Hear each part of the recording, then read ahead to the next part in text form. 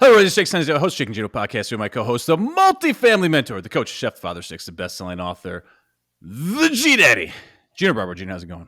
Jake, I'm doing good, and I think I've finally found an attorney that you're gonna love. I thought you just said he was a gigolo. Well, no, he said he's a gigolo. I said he's a great attorney, so we'll find out if he's a great gigolo and great attorney. We'll see. All right. Well, that sounds good to me. So today's guest is a founding senior partner at KKOS Lawyers. He specializes in tax, legal, wealth, estate, and asset protection, which we love talking about. A little bit of a snoozer, but very important.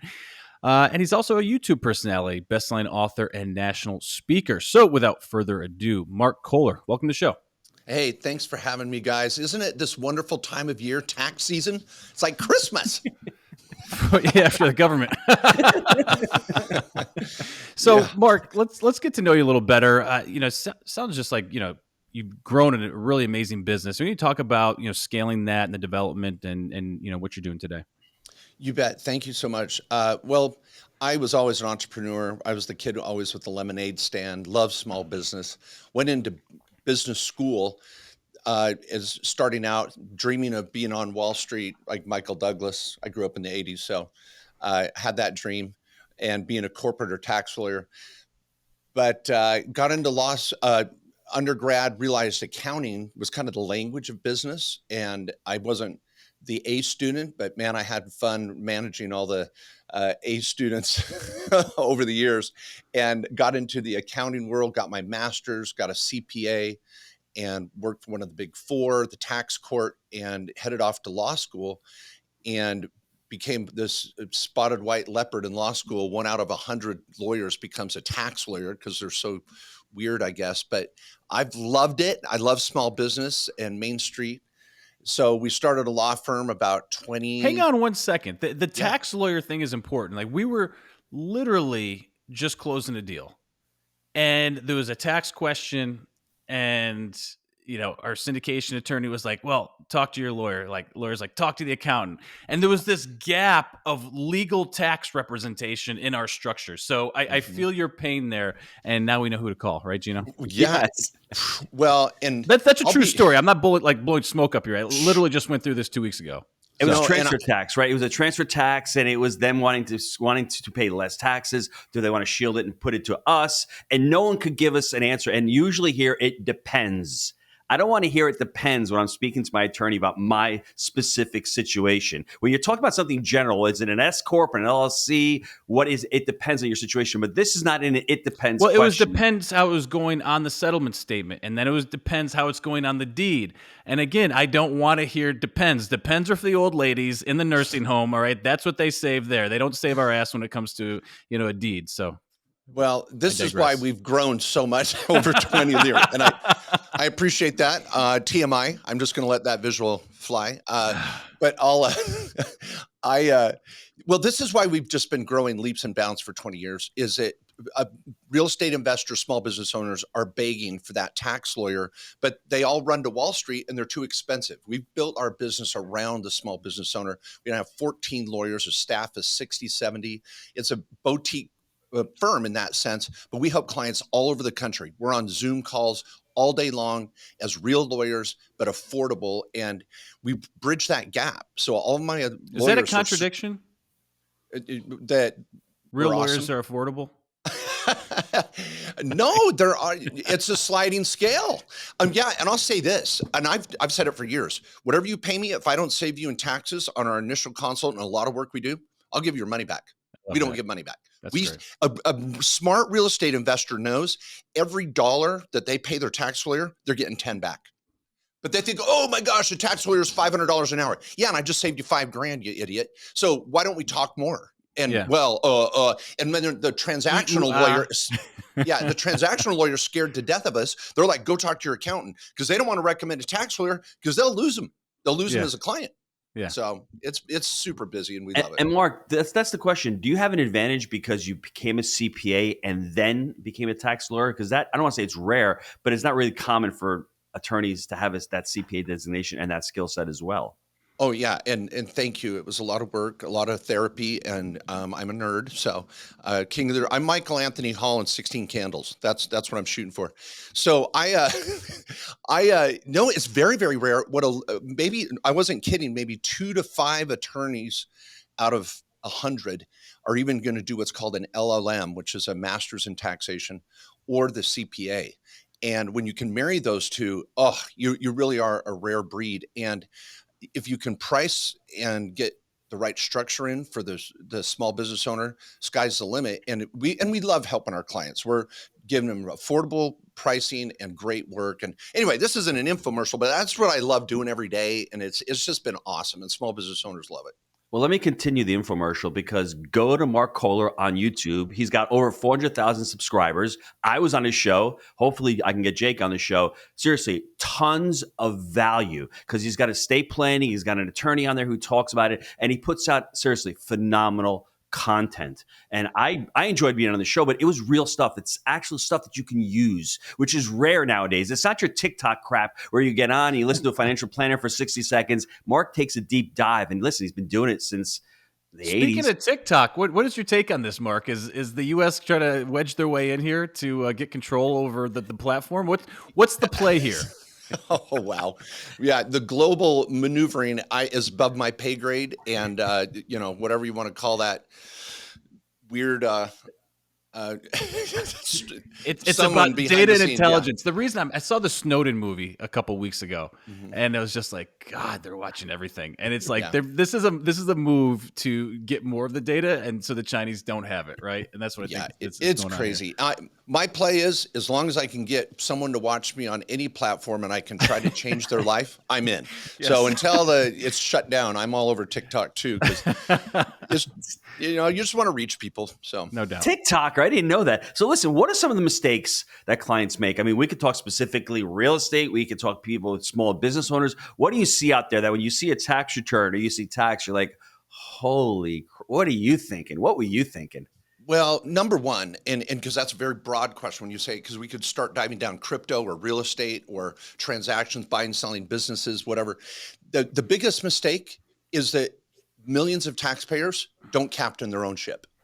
They don't take responsibility for it. They see taxes as boring, complex, technical, obligation, and it doesn't have to be, but they see it as this, and they don't know what to ask. They don't want to ask, and they think, well, it is what it is. And they're not engaging their professional one-on-one. And the second half of the problem is you've got accountants who are the most conservative breed in any industry, afraid of their own shadow. They're not going to take risks or talk. They're poor communicators. They went into accounting because they didn't want to talk to people. And so they're up in the band on the bleachers in high school. I was below the bleachers smoking pot. That's who you want to talk to. I thought you was going to say something else, because there's only two things that happen below the bleachers, all right? And he hit one of them. And Jake would know the other one, right? I'm just saying. But all kidding aside, you've got to find these accountants and lawyers that can talk English, that want to be aggressive and strategize and plan. But you, the client, you've got to own it. You've got to say, you know what? I'm going to learn about some tax strategies because it's not that hard. And you'll manage your kitchen contractor, but heaven forbid you manage your accountant. You're the one signing the return. You're the one in control. And so you've got to get engaged. That's the number one mistake, because there's so many freaking strategies that are easy to know and understand. Let's talk relocation for a minute. So I moved from New York to Tennessee in 2011. Okay. And one of the reasons that I moved, there's a handful. There's no no state income tax, right? Yeah. There's extremely low property taxes. It's business friendly and much better weather. And that was it. I did a sort on Excel, and that place made the most sense for me and my family. So I'm just wondering, I think it's fair to say that you're a tax advisor. Is that correct? Yeah, I have a program called. So no, but I know you're doing like business strategy tax, but do you also coach people on relocation strategies? Because I just saw the other day that Bezos is saving $600 million, different ballpark than I planned, right? From going from California to Miami. So I'm just interested if that's come into the conversation more, as the demographic shifts have hit hard since COVID. Oh yeah, and let me just give you the And I love talking about this stuff. So yeah, and I'm all on it, and I want you to feel confident in my response.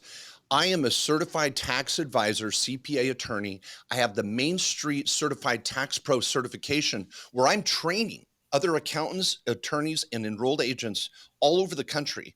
And for 2 years, we've been building the program, launched it about 14 months ago. We already have 600 professionals around the country that I teach weekly, and we're adding hundreds this year. So there's no other program out there. I am a certified tax advisor. We love to save freaking taxes, but it involves the asset protection, the privacy, the estate planning, the wealth building, and bringing it together, because that's what people are starving for with their accountant. Let's have a freaking conversation, because they know if they go to their investment advisor, show me how to make money, right?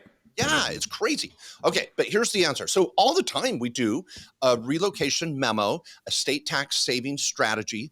Clients will say, yeah, I want to pay for a couple hours. Will you run me through? We have a checklist of subjective and objective ways to rip your residency from a high tax state to one of the 9 states. There's 9 states that have no state tax.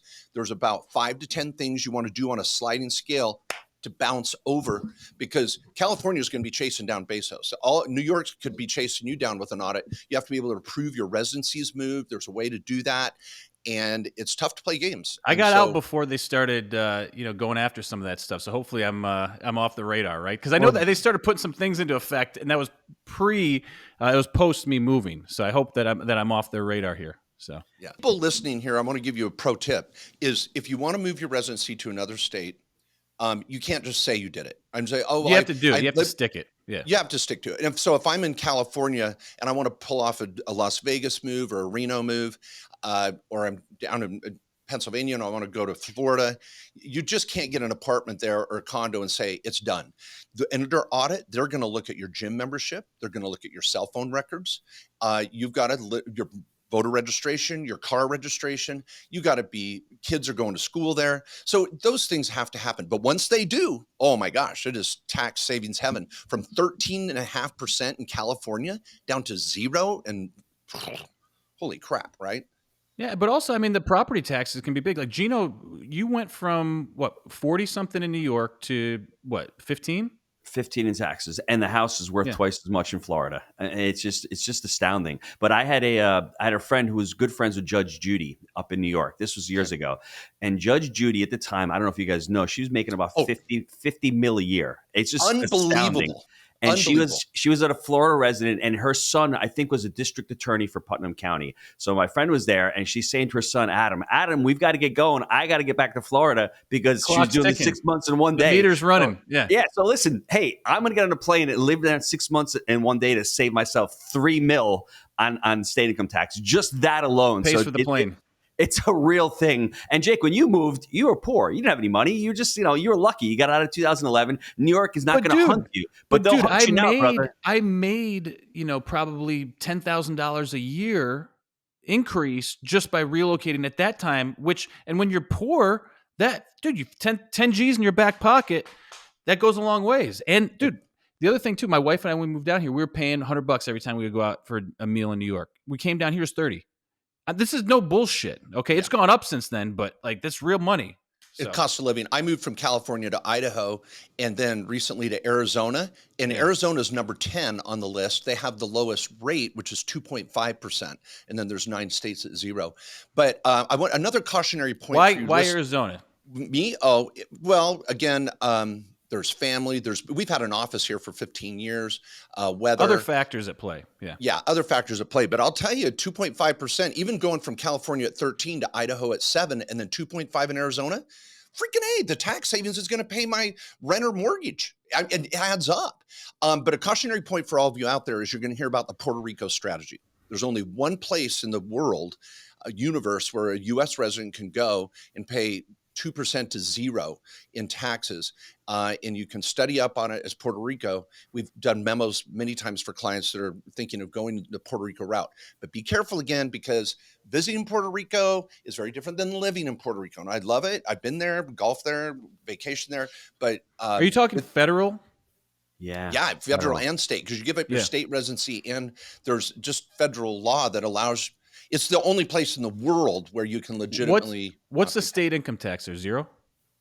Yeah. Well, you're not part of a state. Yeah. So there's no tax And then you're saying your federal income tax would be 2%. Is that? I'm just trying to at most. It's at on most. some So you're different basically types there. of income. Yeah. So here's the thing too, because like real estate investors, if you're you're doing cost segregation, you're a real estate professional, you can help offset a lot of that if you're buying and holding and adding new things.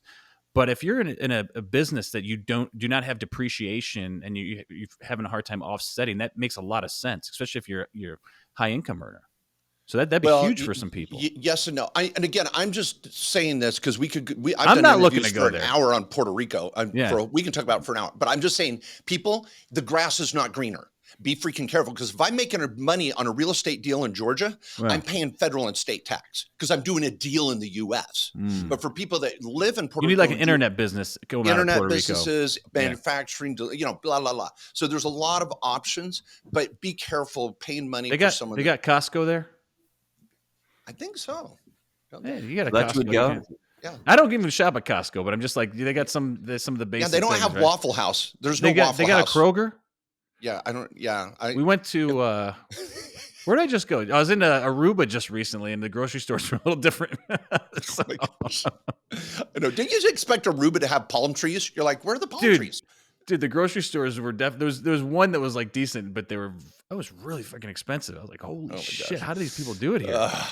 So, Mark, when you're a real estate investor, give me some tax benefits. Give me some of the things Jake talked about: cost segregation, and maybe some cautionary tales. Should you hold it in an S corp, LLC? What are some of the, I guess, benefits? Oh, well, I love it. I give we have a full day real estate virtual tax summit coming up, where there's so many different strategies, from opportunity zones to 1031s to charitable remainder trusts to the cost segregation, real estate professional, short-term rentals, self-rentals, syndications. They all are taxed differently. And a real estate investor just expects their accountant to know this, and they don't.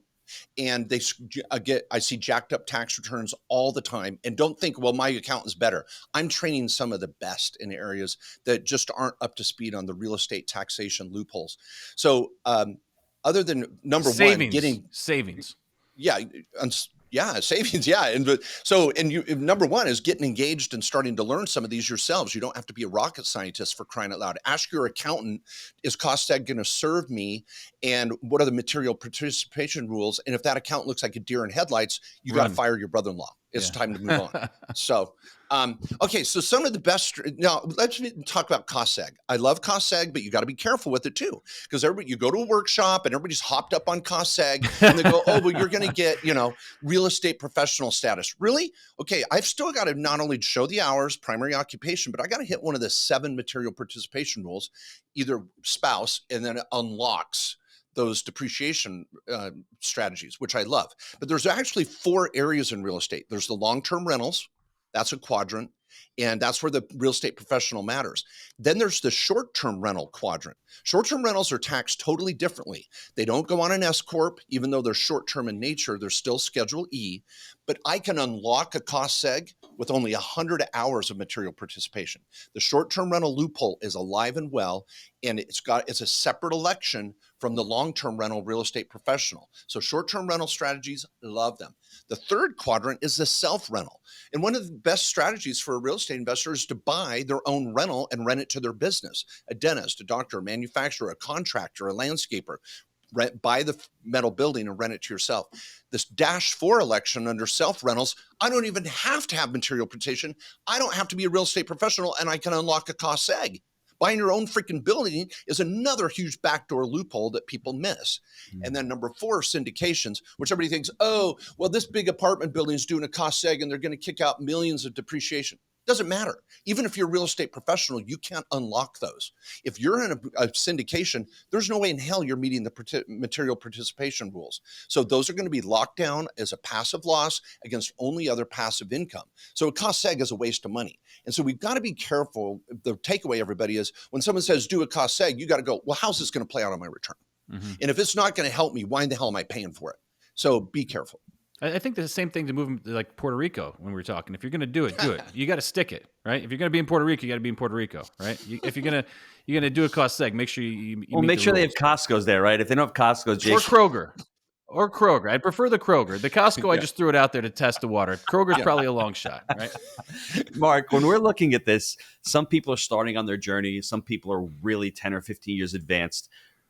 If I'm just starting out in real estate, because I'm trying to get my head wrapped around it, because we just, the last 3 or 4 years, Jake and I have really dived into the estate planning as far as doing spousal lifetime access trusts and talk about estate planning, talk about the planning aspect of it, at least starting a revocable trust. People don't even start that out and they fall behind. It's never going to happen to me. And then one day you pass away and then your family has got a nightmare. Where should they start with estate planning? Well, it's one word, the trifecta. I have trademarked this. We teach it every day to hundreds of clients around the country, on thousands on all my platforms. The trifecta is the easiest way to look at your tax and legal and estate life. I do it with clients that are worth $100 million and a brand new couple that's just buying their first rental at age 23. So the trifecta, the foundation of everyone's trifecta, is their revocable living trust and their 1040 tax return. It's where everything flows. All the money flows downhill and all of your assets flow downhill, not to you, but to be owned by your revocable living trust. Everyone needs a revocable living trust. Young, old, no kids, married, single. You've got to have a plan. There's $1 billion industry of probate court, probate judges, probate attorneys, because people do no planning at all. You want to give money away and let your family fight? Well, some people might want to do that. Don't do planning. Okay. The first question should be, do you like your family? Right? Yeah, that's right. And then it'll send you in a direction, right? We'll go from there. Okay. How badly do you want to screw your family? Let's assume you like your family. We'll do the trifecta. I've got all sorts of time bombs. We can plan landmines all over the place. So anyway, the right side of the trifecta is your passive holds, your investments, your assets. That's going to include your retirement accounts, the Roth IRAs, the 401ks, because your retirement accounts better be buying real estate too. My health savings account owns a rental property in South Chicago. So I want my HSAs, my Coverdales, my Roths, 401ks developing and buying real estate. Then I'm going to be doing my after-tax buying in my own name too, because I want to unlock depreciation from time to time, and I want to build tax-free cash flow with my own rental. So I've got this right side of just wealth building, from notes to deeds to cash to crypto to stocks, bonds, mutual funds, and of course, real estate, the number one asset. On the left side are my operations. That's where I'm going to be taking my side hustle. 50 million Americans now with a side hustle that need to probably graduate to the S corporation. So the S corp is where we're doing our operational. In summary, an example would be Realtor S corp, LLC rental, all owned by the trust. Boom, boom, boom. So I've got my S corp by a real estate developer or a dentist, a doctor, an attorney, any of online marketers, manufacturing, landscaper, electrician, plumber. They're all S corporations. But when it comes to holding our real estate, we go over to the right side. And that's where we start to build a charging order protection entity, domestic asset protection trust, LLCs, and we keep it simple and don't overdo it. And this is where scam artists out there are selling LLCs for every freaking rental and overdoing it, and they don't have to. But it all flows down to your trust where a river runs through it. Under the bleachers. Yeah. Okay. And, Mark, I make another plug for your YouTube channel. We land on Mark's YouTube channel. He's got a Roth IRA strategy there as well. I love the video. I didn't watch the whole thing. I've got it bookmarked.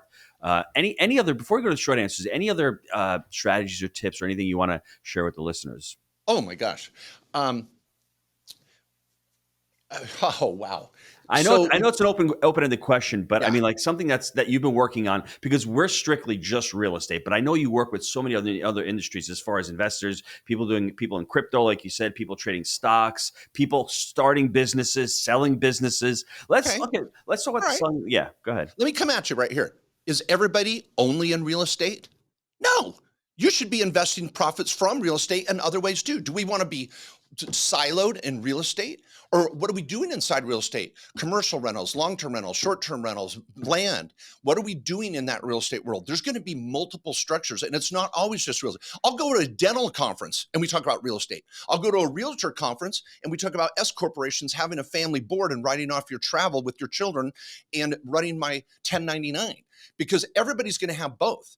So we want to make sure it's all coordinated. No one's just going to be in a tunnel.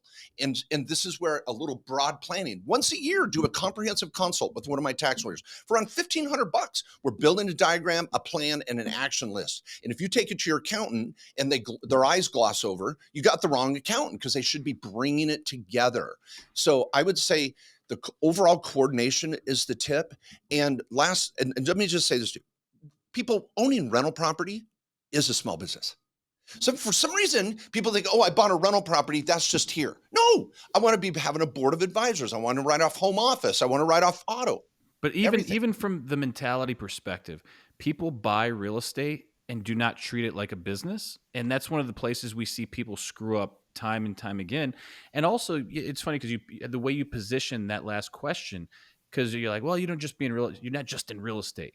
And mentally, I'm like, well, I'm kind of just in real estate, but development, management, we have an education business, we're on this podcast. There's multiple layers and multiple streams, in everyone's ecosphere. So I think it's important to take a step back and realize what it is that you're doing, and every facet of this, treat it as a business and systematize it. So, well, yeah. And with that real estate, your structures could vary. How many rentals do you have in your Roth IRA? What was the last promissory note that you held in your retirement account or your solo 401k? Because we want to be building structures, even if it's all real estate invested. How is it held? How is it taxed? Now, yeah. Where's a pen? I got to drop a pen. Boom. Make it do something here. All right. Quick time out to hear from our sponsor. Now, we have had a great run in multifamily, going from 0 units to over $250 million in assets. That's over 2,000 apartment deals that we've been able to purchase through our framework: buy right, manage right, and finance right. Now, Jake and I, we created the Jake and Gino community back in 2015. We launched our first book, Build Our Profits. And since then, our students have closed over 60,000 units. That's over $4 billion in assets they've been able to close over the last 6 years. And that's why this community has been so successful. We call it results-based education, and we pour back into the community everything that we've learned on our journey from 0 to 2,000 units, and all our systems and scale that we use on our very own property management and investing companies. Jake, I love that. It's not just education, it's implementation. So what I want you to do, click on that link down below, apply to work with our team, see how we can help you on your journey in multifamily. All right, we are back. And so, talking about small businesses and whatnot. And I was fascinated here before, you're growing, you're training all these folks. And one of the most interesting, components to our journey is we've scaled over time. And I was reluctant to that in the beginning because I came from a corporate background, was resistant to it, but then realized how important much of it is and that you need to adopt it. So what did you say your best tip for someone early on scaling their businesses? Because I think so many people get stuck as a solopreneur and they're unable to scale to get to that next level. And that can be so detrimental. This may surprise you with this tip. People, before you can scale, you've got to make sure your business is already optimized and functioning and profitable and sustainable. Think of your business as the life cycle of a child. When you just start a business, I have clients that are like, oh, I quit my job, started a business, I'm doing real estate investing, I'm doing this. And then that scares the shit out of me, just what you're saying right now, right? Yeah, they expect the business to support them when they're just a toddler. Yeah. And then they're like, I got to take profit. I'm living on credit cards. Can't hire employees now because I got to take profit, right? Yeah, and so people start starving their business and suffocating it by trying to make them live on it too soon. And then they go, well, business sucks or this or that. No, the business wasn't ready to support you. So what's your other source of income as you scale? And so having some stability and something to fall back on and supplement as you scale. Because if you want to scale, right there, by definition, you're not taking all the profit. And you may need to let the business turn into a teenager, go to college, grow a little bit. You just can't start sucking out of this profit without getting it ready to grow. You got to, get it in shape. Gino, you're dying here. I love it. Gino's itching. This is the best answer we've gotten on a podcast, I think, in years, because our students come on, they'll have 100 units and they're looking to buy their next deal. But I'll sometimes hear, well, I don't know how much I'm making per door. I don't know what my profitability is. I'm like, don't buy the next deal. Let's make these 100 units as efficient as possible. Let's put the systems in, and then let's go buy the next deal. Don't worry about 1,000 units. Worry about your 100 units that are sucking wind. And the second part to that was I started investing with Jake in 2011. It took me 5 years before I left the restaurant and went full time. We had about 700 units. All of those millions of dollars that I made in those 5 years, I reinvested into buying more properties and let that. So I lived off of my restaurant income. When I was able to cut the cord and say, Jake, we're going full time, baby, that's what I did. So I am a disciple of exactly what you said. And it's not sexy and it's hard. And we're told to burn the bridges and the boats or whatever the hell they tell us to do. But what you just said, honestly, is it's golden. Wait another year or two. You're not in a rush. You don't have to be in a rush. Yeah. And sometimes one of our best, and I teach my tax lawyers daily in trainings with my team, and we're helping clients, again, around the country with this because they need this frontline information. And I'll say a lot of times, hey, we need to take 2 steps back before we can take 3 steps forward. They'll be like, I'm ready to buy my next rental. And we'll ask questions. Well, how much credit card debt are you in? How's your Roth IRA? How's your kids' college savings? Well, once I'm making millions in real estate, that'll solve its own problem. Oh, no, it won't. You're assuming you're going to knock it out of the park. Can we just get back to Moneyball? Can we just hit base hits? So, okay, now I'm Brad Pitt. Can we take a pitch and walk? Can we get guys on base? Because we know damn well that you're going to make $2 million next year and you're going to spend it on a Ferrari, you asshole. Right? That's right. Jake, okay, now in this example, you're Jonah Hill and I'm Brad Pitt. Yeah. So when I say we need to hit base hits, I point to you, you say, get on base, right? So why do we hit just base hits? Get on base. There you go. See, you did well. Now, so I got. Did you watch it last night? Did you watch it last night? Oh, dude, I show that clip at workshops. No, serious question. Because my wife put it on last night while I was in bed, and I watched the whole thing. It was on TV. Did you watch it last night? No, I watched it a week ago. Okay, so it must be on like TBS, just on replay or something like that. Well, I have it as a purchase. Okay, no, video. I gotta call it timeout. I gotta call it timeout right now. So while I was watching it, and we try to look at our business through the lens of Moneyball. Like we're looking for profit per unit. We don't really give a shit about cap rate because it doesn't affect us. We want to see what units are providing the best yield so we can get more of them. And so we're looking at things, I think, a little differently.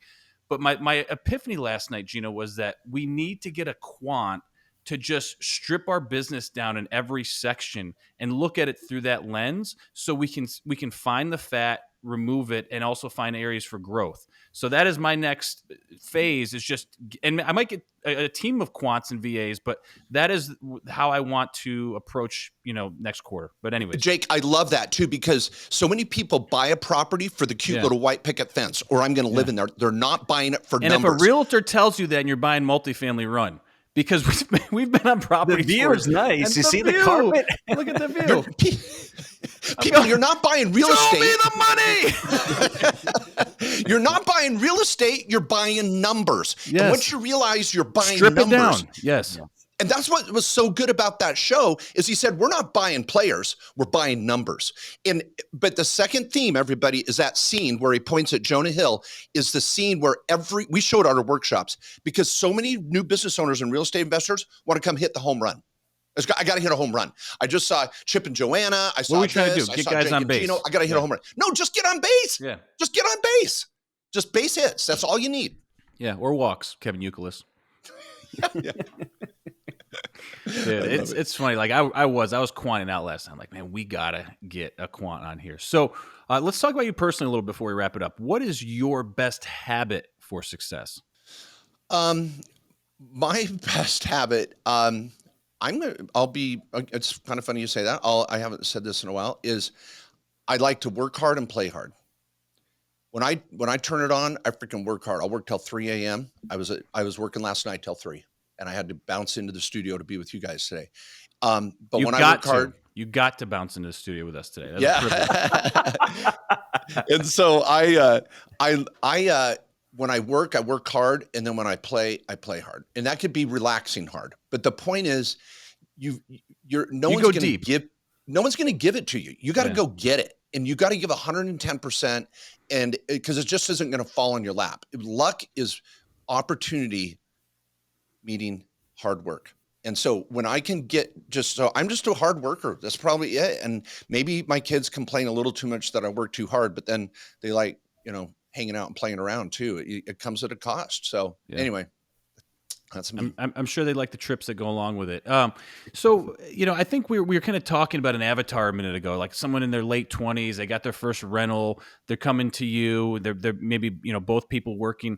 What is that, initial conversation and guidance start to look like? Do you start looking at potential relocation, or is it just based on what their needs are? Do you have sort of a playbook? I'm just trying to envision. I'm always, thinking ahead. What does that look like, and what comes out of these conversations most times? You bet. We have a comprehensive consultation, is what we've been doing this for years, and very affordable too. But we go through a 35-point checklist, and with the client, and we're not gonna go through every little question. We're gonna modify it to what we know that they're. Yeah, you don't want to be a weirdo. You're gonna find out what's pertinent to the person, right? We're CPAs. We got to give ourselves a shot, So we're gonna have a conversation. We're gonna build a relationship, but on that list, we're gonna be looking at, okay, you bought your first rental. We're going to set up the LLC in the state where the rental's located. We're going to do our Corporate Transparency Act, BOI filing. We're going to do minutes. We're going to have a board. We're going to have a bank account. The property's got to be on title. We've got to have a lease agreement. There's so many little things. It's not click a button at LegalZoom and think all your problems are solved. Yeah. So we want to walk them through how to scale. How many properties are you going to buy, and what's your structure going to be in the future? We want to look at debt, retirement savings. And really, what is their long-term vision too? Do they have an estate plan in place? What are their top 10 deductions we're taking? What's their plan for investing in the future? And people are looking for that relationship where they just don't drop their taxes off. Someone that's seeing the blood work, they're actually seeing your report, should be the first person you talk to about, how can we make this better? But what do? We go on Google, try to find something. Oh, I don't want to talk to my accountant. Well, then you got the wrong accountant. We have a waiting list. Because people are starving. Now, when I say waiting list for certain individual and myself, but they're like, Mark, I'll pay you $10,000 an hour because I know you'll save me $100. Just meet with me. No, but that's the return. Like, that's why we place money, so we get a return on it, not to just light it on fire, right? Yep. Anyway, get me excited. But just start with the basics, get the base hits, get a plan, make sure we're building wealth, saving taxes, and have a structure that you can manifest, that you can see in writing and go, I'm going to do that. So I'm reading the Elon Musk book right now, the autobiography that just came out, and it's pretty wild. Like I'm find probably when I'm doing self-education and things like that, these autobiographies from highly successful people to be some of the most valuable stuff. I don't know if you guys saw it. They had the Starship being launched today. This big ass rocket. It was pretty incredible. But anything that you have read or consumed that added value to your life in the last year or so that you want to recommend to the folks? Traction. Oh, there we go. We got a systems guy, Gino. Oh yeah, and I'm right. I actually have my integrator, my director of operations, in the studio with me this morning. He's practicing what he preaches here. Oh well, well, if you want to scale, if you want to grow, if you want to have you got to be your own quan first. Like, what am I doing? Why? How? What are my numbers? What does my org board look like? Where am I headed? What are we going to do in the first quarter, second quarter, third quarter? So I love the book Traction. For any of you out there that are wanting to scale, it's a great book for that. I've got others, but you asked for one, so I'd make that if anybody that wants to grow their business, you got to read Traction. Now we did some traction, we did some scaling. We went through a bunch of them because we needed it. We were bad. Mm-hmm. We needed some help. Yeah. We weren't licensed for it. So, Gino, you ready to take us home? Well, Mark, before I wrap it up with a nice little soliloquy here, where can the listeners get a hold of you, where they can find out more about Mark Kohler? Well, there's several options. The first one is markjkohler.com, markjkohler.com. And folks, I've got a weekly newsletter, 2 podcasts myself, regular YouTube lives. Today we're going live on strategies. And I'm there every week. At markjkohler.com, you can get access to everywhere else. The law firm, KKOS Lawyers.com, KKOS Lawyers.com, is where you can book a call with a real lawyer to design your plan for the year. And we want to save you 10 times whatever you pay us. If you're not having that once a year huddle with a tax legal, if you want to pay your lawyer and your accountant to get in the same room and make sense together, good luck. It's going to cost you double, or you can get a person that is certified in 80 different tax strategies and a lawyer that can help build the plan. And then we have our network at markjkohler.com where you can meet with an accountant to help onboard you with bookkeeping and payroll and tax prep and regular meetings. Anyway, that's it. Just get engaged, people. He said, holla. Mm-hmm. Call me. Hit me online. Check me out. We'll take care of you. Jake, you have a young Mark Kohler growing up in the 80s. He's hanging out in bleachers. With Hasselhoff. He becomes a CPA, but that's not enough. He's like, I don't want to be a CPA. This is like geek stuff. Let me go and become a lawyer, because becoming a CPA that's not challenging enough. So he becomes a lawyer, and then he figures out there is a void in the system because CPAs ain't talking to tax lawyers and tax lawyers ain't talking to CPAs. And he figures out that is the niche. I've been doing it for the last 20 years. I'm building this amazing infrastructure of accountants and attorneys. He's going to save you money. It's estate planning, entity creation, tax. And you need to ask yourself this question. I didn't have a question. It's a statement. It's not what you make. It's what you keep.